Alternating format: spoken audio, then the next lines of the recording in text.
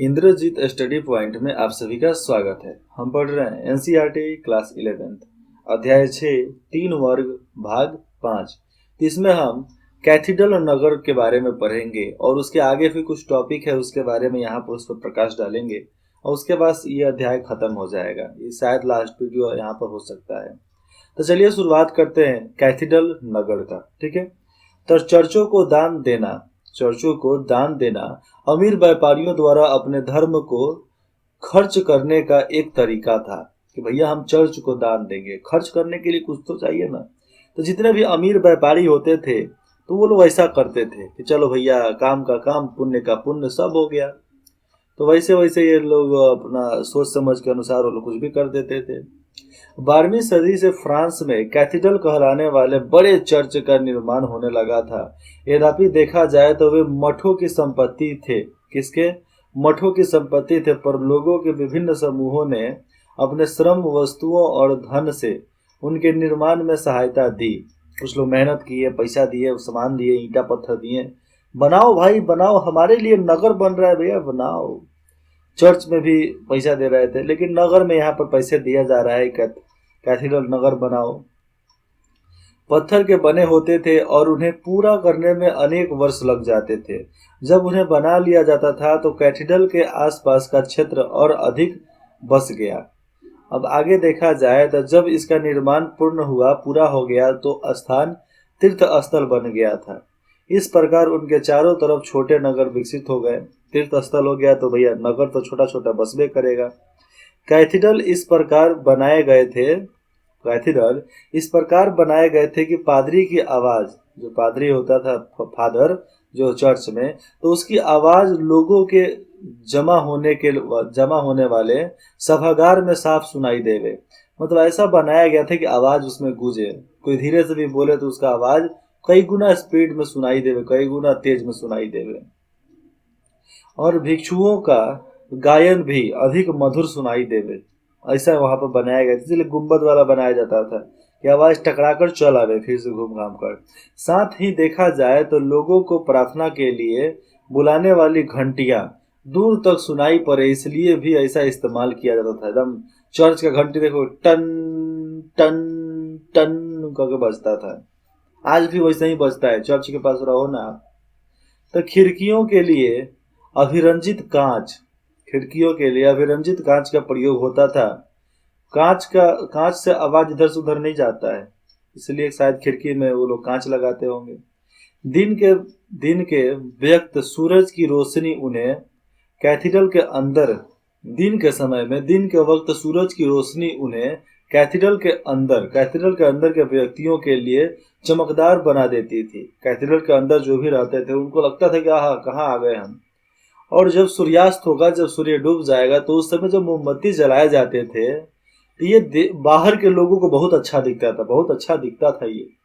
और अभिरंजित कांच की खिड़कियां, जो शीशे की खिड़की हुआ करते थे, तो वह खिड़कियों पर बने चित्र, क्योंकि वो चित्र जैसा बनाया गया था उस पर, तो खिड़कियों पर बने चित्र जो शीशे थे उस पर बने चित्र बाइबल की कथाओं का वर्णन करते थे। बाइबल की कथा में जो बताया जा रहा है उसी का वर्णन कांच के द्वारा होता था, और जिन्हें अनपढ़ व्यक्ति भी पढ़ सकते थे, ऐसा उसको बनाया गया था। समझो कि टेक्नोलॉजी क्या थी उस समय की, जो अनपढ़ लोग भी पढ़ सके ऐसा सामान बना डाला सब।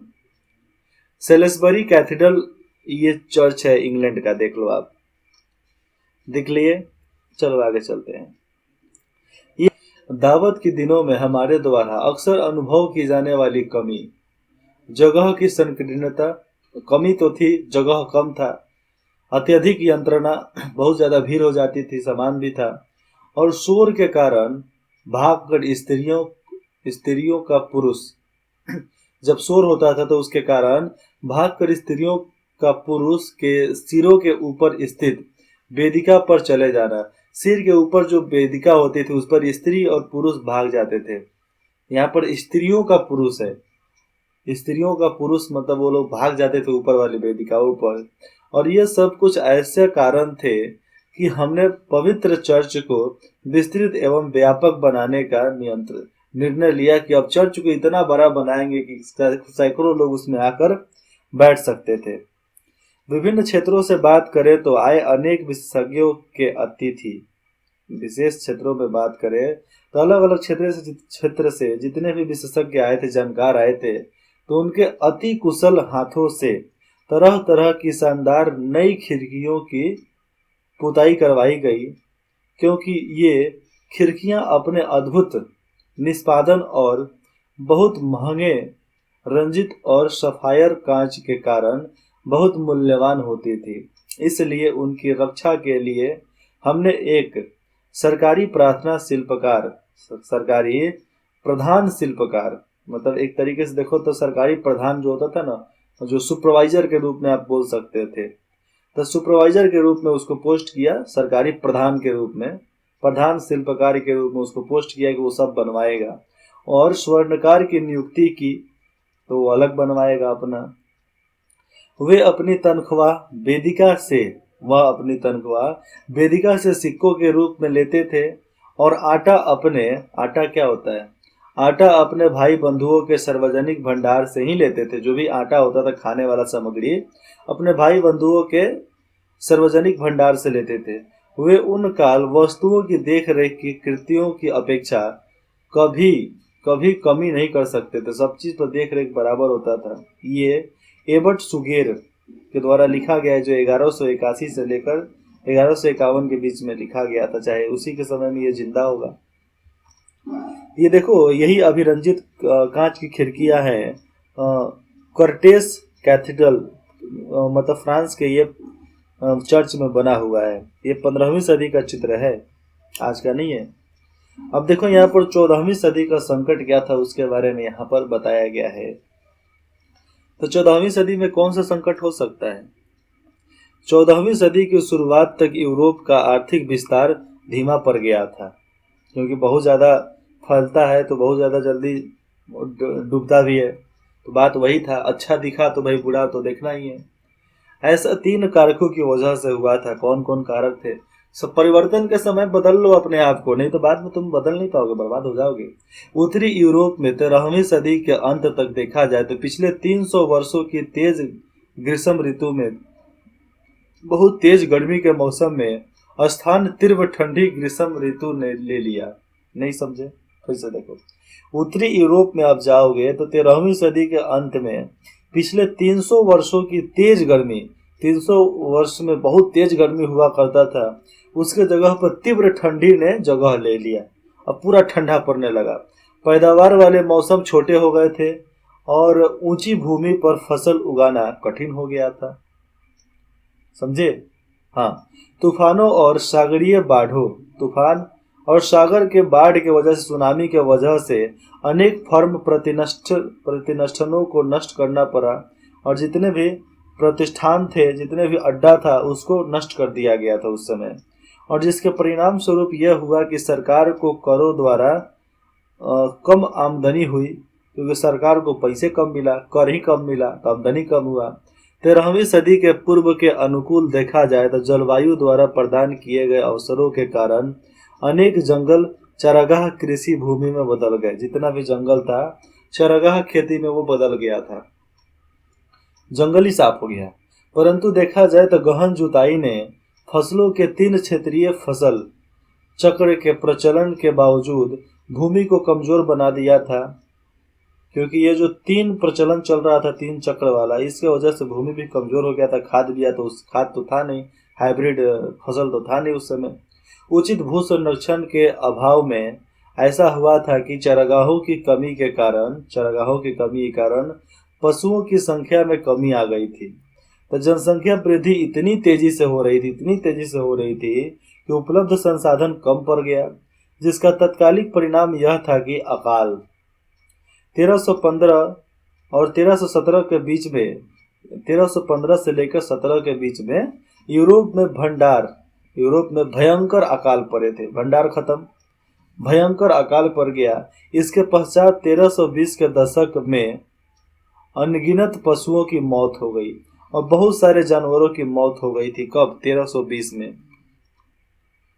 इसके साथ साथ देखा जाए तो ऑस्ट्रिया और सर्बिया तो ऑस्ट्रिया और सर्बिया की चांदी की खदान हुआ जो करते थे, तो चांदी के खदानों के उत्पादन में कमी के कारण धातु मुद्रा में भारी कमी आ गई, जिससे व्यापार प्रभावित हुआ और इसके कारण सरकार को मुद्रा में चांदी की शुरुआत को घटाना पड़ा और चांदी की शुरुआत घटाकर उसने सस्ती धातुओं का मिश्रण करने लगा, मतलब तांबा और जस्ता स्टील का इस्तेमाल वो लोग करने लगे उसमें सिक्का बनाने में।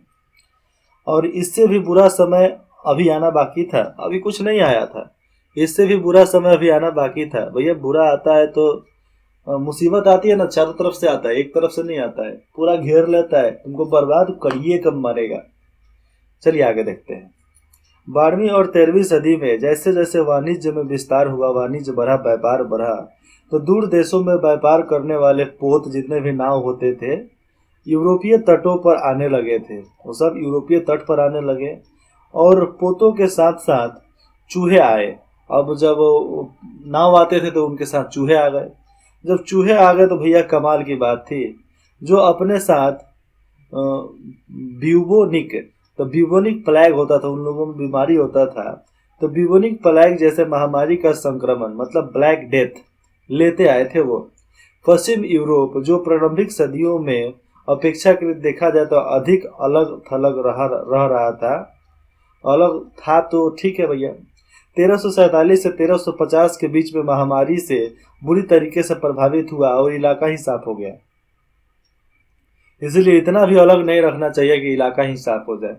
आधुनिक अकाल के आधार पर देखा जाए तो यूरोप की आबादी का करीब 20% भाग इसमें काल कवलित हो गया। 20% भाग जो था काल कवलित मतलब कम हो गया, जबकि कुछ स्थानों पर मरने वालों की संख्या वहां की जनसंख्या का 40% था। कहीं कहीं पर 20% लोग मर गया, कहीं कहीं 40% जनसंख्या के अनुसार जितना जनसंख्या उसका 40% लोग मर गए। किससे? महामारी से, बीमारी से। और उसका तोड़ किसी के पास नहीं था, किसी के पास नहीं था। उस समय कौन जो लेटेस्ट उपकरण हुआ करता था किसी को मालूम चलेगा। ये पढ़ो कितने बहादुर पुरुष और महिलाओं ने अपने कुटुंबियों मतलब अपने गांव, अपने पटीदार वाले लोगों को, तो कुटुंबियों के साथ नाश्ता क्या होता है? खाना सुबेरे वाला, तो नाश्ता कर उसी रात्रि को दूसरी दुनिया में अपने पूर्वजों के साथ रात्रि भोजन किया होगा। मतलब बहुत लोग ऐसे थे कि सुबह का नाश्ता, शाम को ऊपर पूर्वजों के पास मर गए। लोगों की हालत दयनीय थी, जिसे देखा नहीं जा सकता था, इतने ज्यादा खराब हालत हो जाती थी।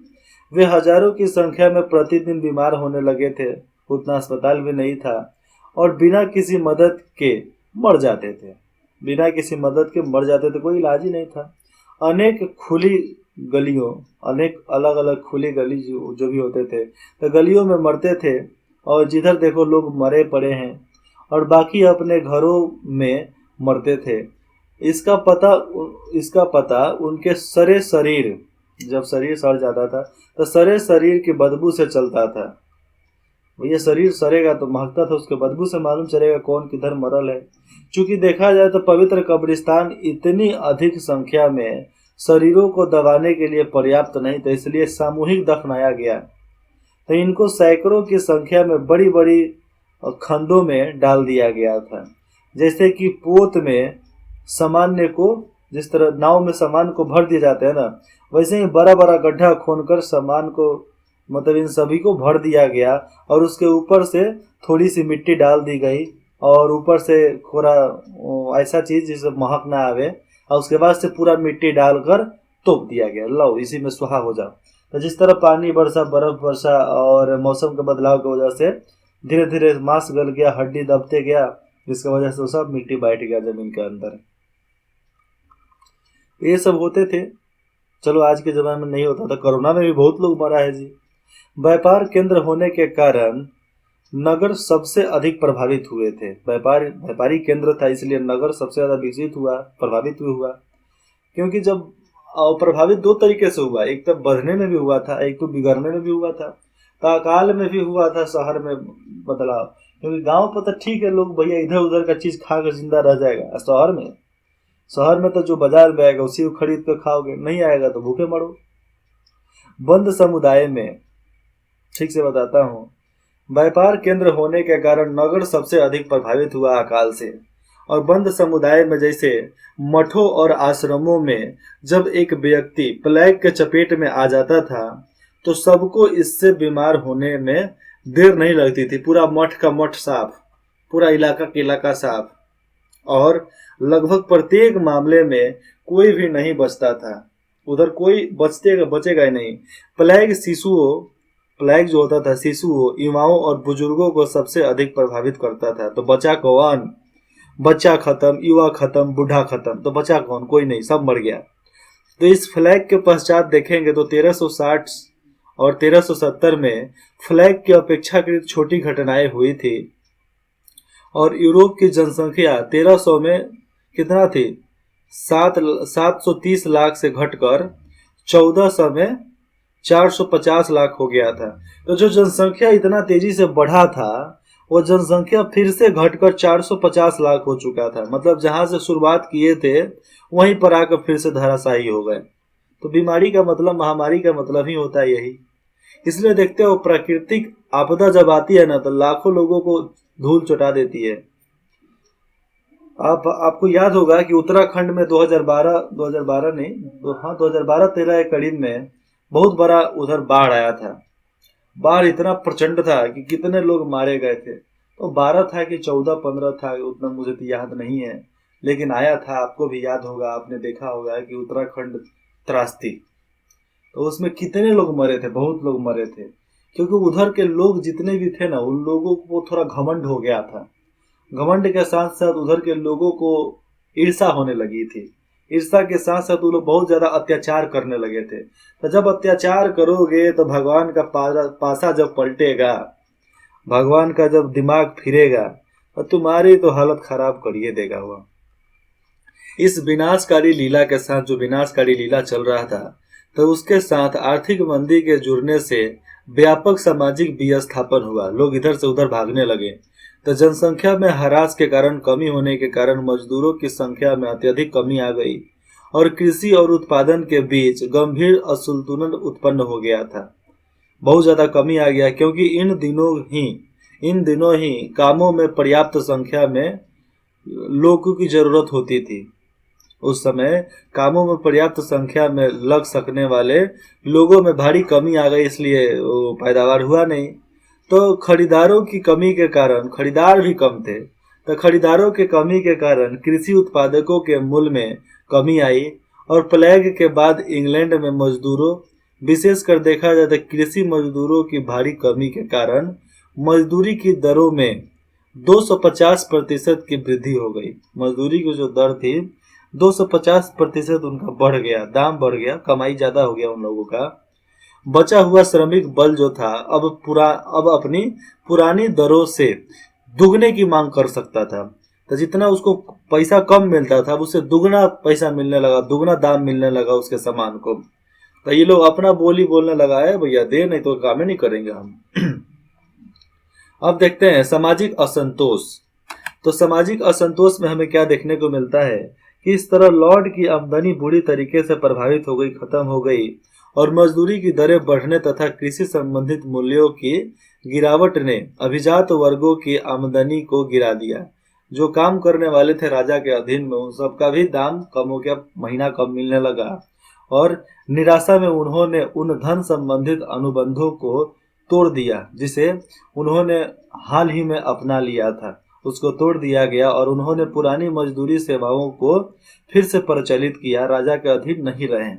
इसका कृषकों, मतलब विशेषकर से किसानों, ठीक है, तो किसान विशेषकर से पढ़े लिखे और समुद्री कृषकों, जो समुद्री मेहनत करने वाले लोग थे, उधर के किसान थे, तो समुद्री कृषकों द्वारा हिंसक विद्रोह हुआ। उस समय विद्रोह किए गए। एक तो लोग बीमारी से मर रहे थे, यही सब गधा लड़कर मर रहा था, सब खत्म था सब। 1323 में कृषकों ने फ्लैंडर्स में, 1358 में फ्रांस में और 1381 में इंग्लैंड में विद्रोह किया। 1323 में कहाँ पर? फ्लैंडर में, 1358 में फ्रांस में और 1381 में इंग्लैंड में विद्रोह किया, और अपने आप को एकदम साबित कर दिया कि हम भी विद्रोह कर सकते हैं। यद्यपि देखा जाए तो इन विद्रोहों का क्रूरतापूर्वक दमन कर दिया गया, पर महत्वपूर्ण तथ्य यह है कि यह विद्रोह सर्वाधिक हिंसक तरीकों से उन स्थानों पर हुए जहां पर आर्थिक विस्तार के कारण समृद्धि हुई थी। मतलब जहां पर आर्थिक विस्तार के वजह से समृद्धि हुई थी, ये हिंसा वहीं पर लोग कर रहे थे, इसीलिए क्रूरतापूर्वक उनको दबा दिया गया, उनके विद्रोह को दबा दिया गया। मारो, लाठी चार्ज करो, लेकिन दबाओ। यह इस बात का संकेत था कि कृषक पिछली सदियों में हुए लाभों को बचाने का प्रयास कर रहे थे। जो पिछले सदी में उन लोगों ने कमाया उसको बचाने के लिए कोशिश कर रहे थे। तीव्र दमन के बावजूद कृषक विद्रोह का तीव्र विद्रोह तो हो रहा था, उसके बावजूद कृषक विद्रोह की तीव्रता ने यह सुनिश्चित कर दी थी कि पुराने सामंती रिश्तों को पुनः लादा नहीं जा सकता है। पुराने जो सामंती रिश्ता था उसको अब नहीं लादा जा सकता है। धन अर्थव्यवस्था मतलब मनी इकोनॉमी, धन अर्थव्यवस्था काफी अधिक विकसित थी जिसे पलटा नहीं जा सकता था। इसलिए यद्यपि लॉर्ड विद्रोह का दमन करने में सफल रहे, लॉर्ड विद्रोह को दमन करने में सफल रहे, परंतु कृषकों ने यह सुनिश्चित कर दिया था कि दास्ता के पुराने दिन फिर नहीं लौटेंगे। जो पहले होता था अब वो नहीं होने वाला है। भूल जाओ बच्चों, ये ऐसा कर सकते हो नहीं रे बाबा, अब अपना राज है, जो हम चाहेंगे वही कर सकते हैं। एकता बहुत चीज होती है भैया, एकता लड़की के नाम नहीं बता रहे हैं। एकता मतलब यूनिटी, संगठन। तो संगठन में बहुत शक्ति होती है। एक हमारे क्लास में एक एकता नाम की लड़की थी, वो लकड़ी जैसे थी, एकदम पतली दुबली पतली। हम बोलते थे, हम लोग क्या पूरा क्लास ही बोलता था, मास्टर भी लोग आगे बोलते थे एकता में दम नहीं है। मतलब उस एकता में दम नहीं है, लेकिन हम लोग की एकता में दम है, संगठन में दम है। 1066 में हुआ था कि नॉर्मन लोग सैक्सन लोगों को, चाहे एंग्लो लोगों को हरा कर इंग्लैंड पर कब्जा कर लिए। 1100 आते आते उसके पश्चात फ्रांस में कैथीड्रलों का निर्माण हुआ, कैथीड्रल नगर बसे। 1315 से लेकर 17 के बीच में यूरोप में महाकाल आया था। 1347 से 50 के बीच में ब्यूबोनिक प्लेग आया, मतलब ब्लैक डेथ आया चूहे की वजह से। 1338 से लेकर 1461 के बीच में इंग्लैंड और फ्रांस के मध्य 100 वर्षीय युद्ध हो गया था। 1381 में कृषकों के विद्रोह चालू हो गए थे। ये अलग अलग प्रकार के उस समय घटनाक्रम होने लगा था। अब चलिए देखते हैं राजनीतिक परिवर्तन कैसे कैसे आया था। तो राजनीतिक हकों में हुए विकास, राजनीतिक हक में विकास हुआ था। सामाजिक प्रक्रियाओं के साथ साथ देखा जाए तो उसका भी विकास होता गया, और 15वीं और 16वीं शताब्दियों में 15वीं और 16वीं सदियों में यूरोपीय शासकों ने अपनी सैनिक एवं वित्तीय शक्ति को बढ़ाया, और यूरोप के लिए उनके द्वारा बनाए गए नए शक्तिशाली राज्य उस समय होने वाले आर्थिक बदलावों के समान ही महत्वपूर्ण थे। इसी कारण से देखा जाए तो इतिहासकार इन राजाओं को नए शासक, न्यू मोनार्के कहने लगे थे। फ्रांस में नया आया 11वीं सदी में, फ्रांस में लुईस साम्राज्य आया 11वीं सदी में। ऑस्ट्रेलिया में मैक्सिमिलियन आया साम्राज्य, और इंग्लैंड में हेनरी सप्तम आया। स्पेन में इसाबेला और फर्डिनेंड में इसाबेला और फर्डिनेंड, ये दो उधर के आए और निरंकुश शासक थे जिन्होंने संगठित स्थानीय सेनाओं की प्रक्रिया, एक स्थानीय नौकरशाही और राष्ट्रीय कर प्रणाली स्थापित करने की प्रक्रिया को शुरू कर दिया, जो आज के समय में हम लोग की तरफ होता है। वैसे ही प्रक्रिया वो लोग शुरू करने के लिए कोशिश किए। यहाँ पर दो देशों का नाम है, स्पेन और पुर्तगाल। तो उन्होंने यूरोप के समुद्र पार किए और यूरोप का समुद्र पार करके विस्तार की नई सभ्यताओं की उन लोगों ने शुरुआत की, खोज की, जिसको हम विषय 8 में पढ़ेंगे। विषय 8 मतलब संस्कृतियों का उदय। इसमें हमें समझ में आएगा कि पुर्तगाली लोग हमारे देश में कैसे आकर रहने लगे, किधर आकर रहने लगे। ऐसे मैं बता दूं तो लोग गोवा में रहते थे। और ये सामने देखो, ये जो दिख रही है ना, ये मैडम, ये रानी है एलिजाबेथ। तो ये सब इंग्लैंड की रानी थी, ये सब उसके सेवक थे, वो सेवा करते थे। 12वीं और 13वीं सदी में होने वाला सामाजिक परिवर्तन इन राजतंत्रों की सफलता का सर्वाधिक महत्वपूर्ण कारण बना था, क्योंकि 12वीं और 13वीं में नए तरीके से सब चीज़ को सजाया गया था। और जागीरदार को इंग्लिश में बोलते थे वैसलेज, और सामंतीवाद लॉर्डशिप। ठीक है, तो जागीरदार और सामंती शाही, उसको आप सामंतीवाद बोलो, सामंत शाही बोलो। तो इस तरह होने वाली सामंत प्रथा के विलयन वो खत्म हो गया था। विलयन और आर्थिक विकास की धीमी गति ने इन शासकों को प्रभावशाली और सामान्य जनों पर अपने नियंत्रणों को बढ़ाने का पहला मौका दिया था कि भैया अपने दम पर, अब तुम्हारे ऊपर कोई लॉर्ड नहीं रहेगा, मैनर नहीं रहेगा, तुम अपने मालिक हो, खुद रहो और कर देते रहो, काम खत्म। इस तरह कुछ कुछ नए नए बदलाव किए गए, लोगों को अच्छा लगा। शासकों ने सामंतों से अपनी सेना के लिए कर लेना बंद कर दिया और उसके स्थान पर बंदूकों और बड़ी तोपों से सुसज्जित प्रशिक्षित सेना बनाई, जो तोप और बंदूक चला सकता था, जो पूर्ण रूप से उनके अधीन थी। देखिए अध्याय 5। तो यायावर साम्राज्य के बीच में हम लोग देखा ना कि बंदूक और तोप का इस्तेमाल कैसे किया जाता था। और 12वीं क्लास में आप जाओगे तो इसके बारे में ज़्यादा आप गहराई से पढ़ पाओगे। अभिजात वर्गों का विरोध राजाओं की गोली के शक्ति प्रदर्शन के समक्ष टुकड़े टुकड़े हो गए। यहाँ पर देखो, अभिजात वर्गों का जितना विद्रोह होता था तो राजा के गोली के सामने उनका प्रदर्शन जो था टुकड़े टुकड़े हो गए, क्योंकि राजा जब गोली चलवाता था तो एक गोली से दो दो लोग मरते थे, इसीलिए लोग भागने लगे और लोगों ने ख्याल छोड़ दिया कि भैया अब हम विद्रोह करेंगे। लेकिन लोगों के पास भी हथियार आ गया तो लोग विद्रोह करने लगे थे। 1461 से लेकर 1559 के बीच में देखो, फ्रांस में नया शासक आया।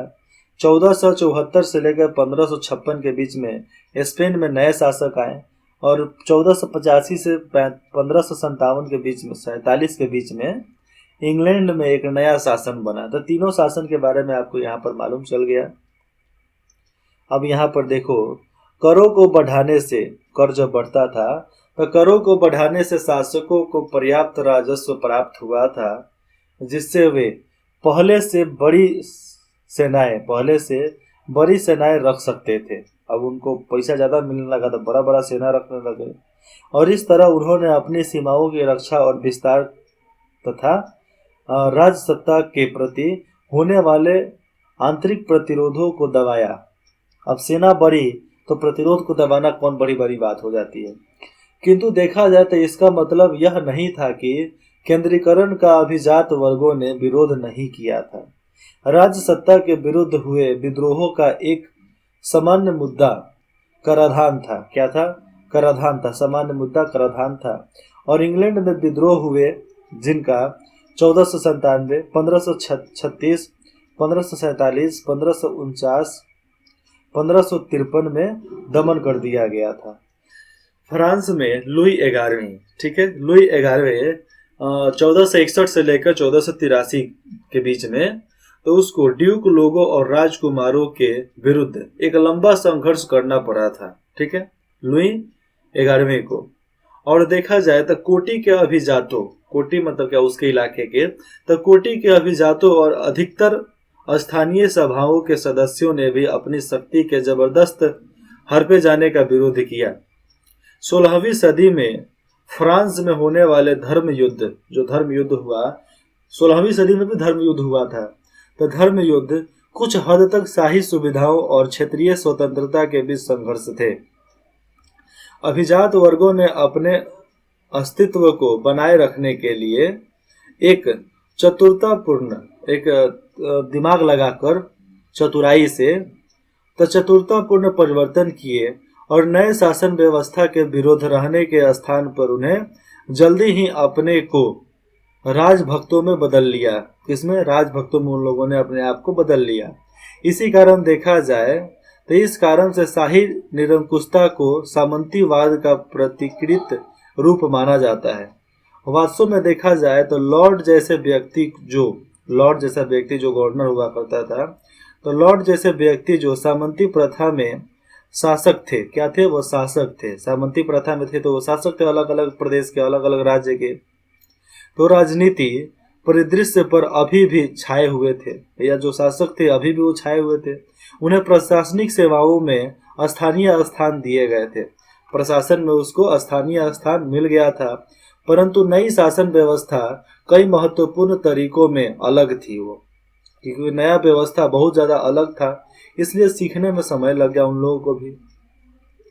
शासक अब उस पिरामिड के शिखर पर नहीं था, जो राजा था अब उस पिरामिड के शिखर पर नहीं था कि जहां से जो बोलेगा वही होगा।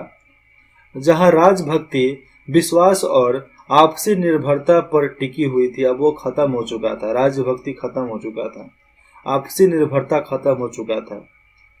लोग बगावत हो चुके थे, बगावती हो चुके थे, लोग विद्रोही हो चुके थे। वह अब व्यापक दरबारी अब वह व्यापक दरबारी समाज और आश्रयदाता अनुयायी तंत्र तक केंद्र बिंदु रह गया था, बस उसके बाद कुछ नहीं। सभी राजतंत्र, चाहे वह कितने भी कमजोर हो या शक्तिशाली हो, उन व्यक्तियों का सहयोग चाहते थे जिनके पास सत्ता होता था, तो उन्हीं के अधीन वो लोग भी रहते थे। धन इस प्रकार के सहयोग को सुनिश्चित करने का साधन होता था। धन, पैसा क्या होता था? इस प्रकार के काम को सुनिश्चित करने का साधन होता था, और राजा ही धन देता था, तो राजा का ही बात सब मानेगा। समर्थन धन के माध्यम से दिया जाता था या प्राप्त किया जा सकता था। इसलिए देखा जाए तो धन जो था गैर अभिजात वर्गों जैसे व्यापारियों और साहूकारों के लिए दरबार में प्रवेश करने का एक महत्वपूर्ण माध्यम बना था। और जितने भी व्यापारी और साहूकार थे वो धन लेकर ही दरबार में जाते थे। वे राजाओं को धन उधार देते थे, जो इसका उपयोग सैनिकों को वेतन देने के लिए करते थे।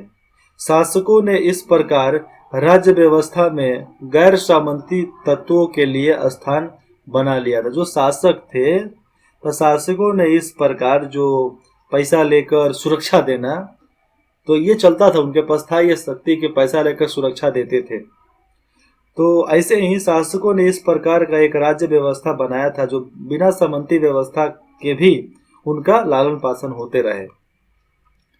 फ्रांस और इंग्लैंड का बाद, तो उसके बाद जब इतिहास इन शक्ति रचनाओं में हो रहे थे, तो उस समय परिवर्तनों से बना था, जिसमें 1614 में बालक शासक लुई 13वें ने, क्योंकि बड़ा बड़ा लोग मर गया था तो बालक ही राज करेगा, तो बालक शासक लुई 13वें के शासन काल में फ्रांस की जो परामर्शदर्शी जो थी, जहां पर परामर्श किया जा सकता सभा में बैठकर, तो परामर्शदर्शी सभा जिसे एस्टेट जनरल कहते थे, जिसके 3 सदन होते थे, जो 3 वर्गों में बटे हुए होते थे, पादरी वर्ग, अभिजात वर्ग और अन्य प्रतिनिधित्व करने वाले। तो उसका एक अधिनिवेशन हुआ था, जिसके पश्चात 2 सदियों मतलब 1789 1789 तक इसे फिर नहीं बुलाया गया था। तो 2 दशक, यहाँ पर दशक, सदियों तक, मतलब 200 वर्षों तक कभी नहीं बुलाया गया था उनको। तो सदियां बीत जाती थी, क्योंकि राजा अगर ईमानदार होगा तभी न बुलाएगा, नहीं होगा तो कौन बुलाएगा। राजा बदलना चाहता होगा तब न बुलाएगा, नहीं बदलना चाहता तो क्यों बुलाएगा। क्योंकि राजा 3 वर्गों के साथ अपनी शक्ति बांटना नहीं चाहते थे। तो 200 वर्षों तक कोई राजा अपनी शक्ति को इन वर्गों के साथ नहीं बांटा, लेकिन 13वीं आया जब अपना सब चीज बांट दिया, चल भैया सब राज करेगा, रे अपन अकेले नहीं करेगा। इंग्लैंड में जो कुछ भी हुआ वह बहुत अलग हुआ था। नॉर्मस विजय से भी पहले एंग्लो सैक्सन लोगों की एक महान परिषद हुआ करती थी, उसको भी नष्ट कर दिया गया। कोई भी कर लगाने से पहले राजा को इस परिषद की सलाह लेनी पड़ती थी। कोई भी कर लगाना है तो इन 3 परिषदों का सलाह लेना पड़ता था। यह आगे चलकर पार्लियामेंट के रूप में विकसित हुआ, जिसको आज हम पार्लियामेंट मतलब संसद भवन के रूप में जानते हैं, जिसमें हाउस ऑफ लॉर्ड्स मतलब एक अध्यक्ष होता है, जिसके सदस्य लॉर्ड के पादरी थे। क्या थे? लॉर्ड के पादरी थे। और हाउस ऑफ कॉमन्स, यहाँ पर अलग अलग हो रहा है। तो हाउस ऑफ लॉर्ड्स मतलब उसमें लॉर्ड्स और पादरी, लॉर्ड्स के सदस्य रहा करते थे और पादरी के सदस्य हुआ करते थे हाउस फॉर कॉमन्स के। जो नगरों में ग्रामीण क्षेत्रों का प्रतिनिधित्व करते थे और उसी में शामिल थे। तो दो तरीके का हो गया, एक तरह का अभिजात वर्ग हो गया था। राजा चार्ल्स प्रथम जो था 1629 से लेकर 1640 ने पार्लियामेंट को बिना बुलाए 11 वर्षों तक शासन किया था। पार्लियामेंट को बुलाया नहीं, 11 सालों तक शासन किया। एक बार जब धन की आवश्यकता उसको पड़ी, धन की आवश्यकता पड़ने पर वह उसे बुलाने को बाध्य हो गया कि अब भैया पार्लियामेंट लगाना ही पड़ेगा। तो पार्लियामेंट का एक भाग उसके विरोध में हो गया था।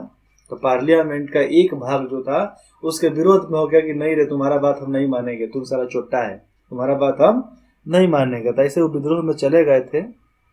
लेकिन विद्रोह होता है तो फिर बदलता भी है, और बाद में उसे प्राण दंड देकर गणतंत्र की स्थापना की गई।